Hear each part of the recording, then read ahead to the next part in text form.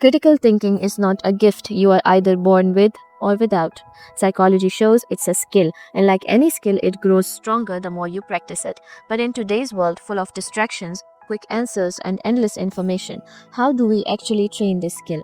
Here are 5 proven techniques from thinkers like Noam Chomsky, Eric Fromm, and John Taylor Gatto. Each one is simple, practical, and something you can start using today. We often stop at the first answer we are given, especially when it comes from authority.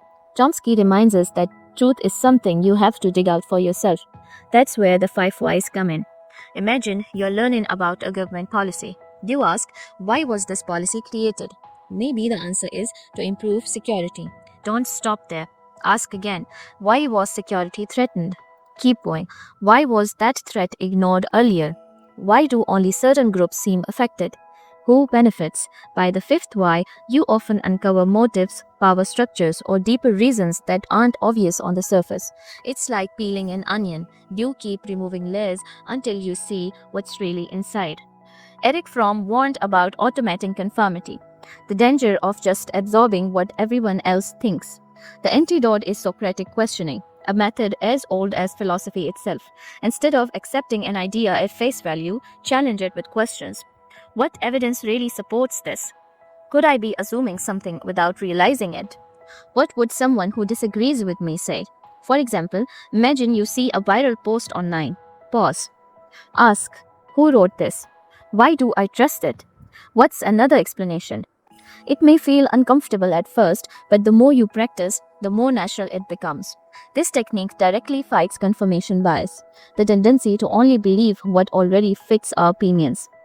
Noam Chomsky and his work, Manufacturing Consent, explains how media often narrows our choices while pretending to give us a full debate.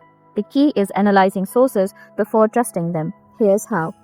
Follow the money. Who funded this research article or video? If a study on sugar is funded by a soda company, that matters. Check the framing. Is the language emotional, exaggerated, or pushing you toward outrage? Don't just rely on a summary or a social media post. Whenever possible, go to the original study, speech, or document. Think of it like detective work.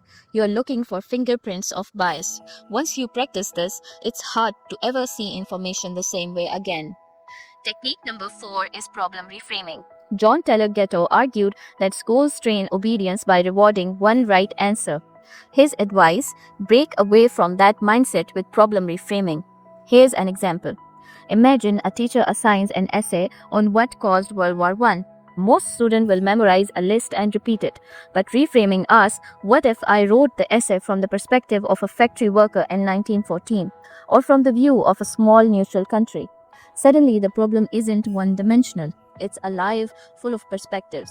You can try this outside school too. This breaks the conformity of standard answers and opens the door to fresh, independent thinking. Finally, psychology shows that one of the simplest but most effective practice is keeping an intellectual journal. Spend 5 to 10 minutes each day writing down your thoughts. Pick a topic you felt strongly about, a news story, a debate, even an argument you had. Then ask, why do I feel this way? Am I basing this on facts or just emotions? Another trick is the parking lot method. When you come across something confusing, don't ignore it. Write it down in your journal.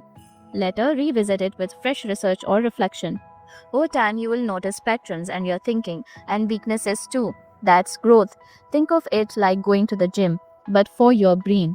Each entry is a rep, and over weeks and months, your mental strength builds. So, there you have it. Each one is simple, each one builds mental strength, and together they fight conformity, bias, and passive thinking.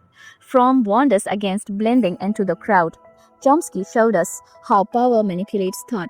Gatto exposed the hidden curriculum of obedience, and psychology confirms the more you practice, the sharper your mind becomes. Critical thinking isn't just an academic skill, it's a daily practice, and it's the foundation of freedom, clarity, and independence.